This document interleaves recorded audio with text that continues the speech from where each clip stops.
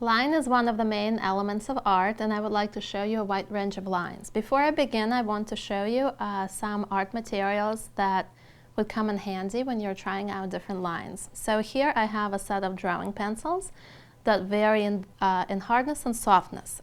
You will notice that each pencil has a letter and a number on it. So for example, letter H represents hard, and letter B represents soft, and also letter F represents the midway between hard and soft. The numbers on these letters also represent the level of hardness and softness. So a good way to get started for you is to try all of these pencils out in order to familiarize yourself with the kinds of line that they create and how dark and light you can make these lines. So start out by drawing really dark, pressing really hard and seeing how dark you can achieve the line, and then pressing lighter and lighter and lighter, and writing down the number. And this is a basic warm-up technique just for you to test the pencils, but also to understand better what kind of marks and lines you can achieve with each one. So you will notice the difference between H, a really hard pencil that achieves lines that are finer and lighter, and HB, that's a pencil that is a combination of hard and soft, that you can get much darker. And notice this, when I use something like a 6B and press really hard, my line is much, much thicker and darker, and even as I press a lot lighter, I'm unable to achieve a line that is as light as this one. So this is 6B, and here 8B is extremely dark.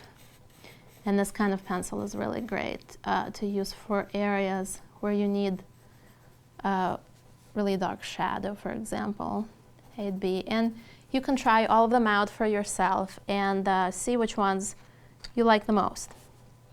So lines vary in quality and character and personality. And based on the type of line that you're using, you'll be able to create a different type of mood and get a different message across in your artwork. So here I have an apple that I'm going to try and render with different kinds of lines using graphite pencils. So basic outline is something that is pretty common, and outline doesn't change in value. It's just outlines the object without giving much information. Another line that I'm going to show you is called contour line. So what makes contour line unique is that it changes from light to dark, thick to thin. So you can carefully look at your object, look at the light and shadow on your object, and then vary the thickness of your line by altering the pressure you're applying to your pencil. So right now, I'm going to look at my apple and press harder in areas that are darker. Press less on areas that are lighter. So what's happening here is that I'm translating the shape, but also looking at the dark and light of the object. Contour line turns and changes based on the light in front of you. So this is contour. Cross contour is an interesting line that's usually used in topography. You will notice similar lines used in topographical maps. So instead of outlining an object and looking at the value of that line, you're using your line to describe the surface of the object. So I'm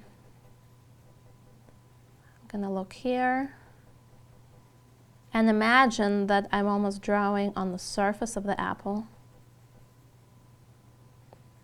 And you will ask, how do you know where to place these lines? And how do I know where to press more or less? So the answer is you press harder on areas that are darker. You press less in areas that are lighter. Areas that are darker can have lines closer together. And areas that are lighter can have lines further apart. So there's not really a correct way or one way of doing it. As long as you're using line and you're varying its value and placement and you're describing its surface you're getting the message across. Using fabric and drawing fabric from life using this technique is a really great way to practice cross contour. Another way you could have drawn this apple is going this way, vertically. And once again, I'm going to press less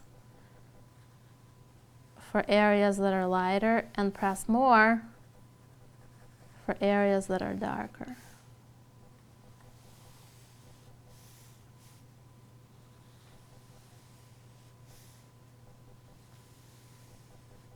Okay. Another type of line is implied line. Implied line implies the shape without actually outlining it. It's very minimal. It gives you the idea without having to spell everything out. So here's an example of an implied line. I'm implying the shape of the apple without giving you too much information. And here I'm going to show you gesture line. Gesture line has a lot of expression and movement about it, and it's often used in figure drawing, especially when you're creating warm-up sketches of figures. So with gesture line, you're basically constantly moving around and measuring the object in front of you. And you're also defining its lights and darks.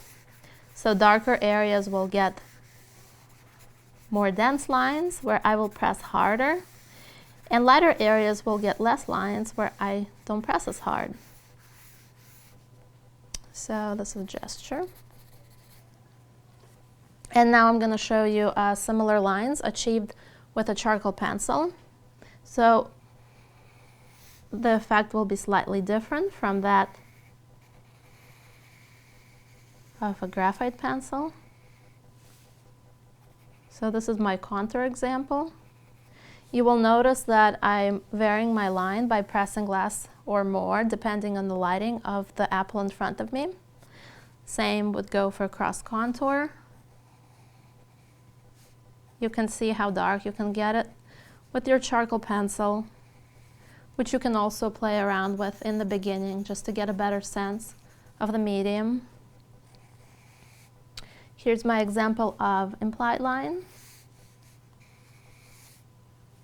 The lines with charcoal pencil are much more precise and dramatic.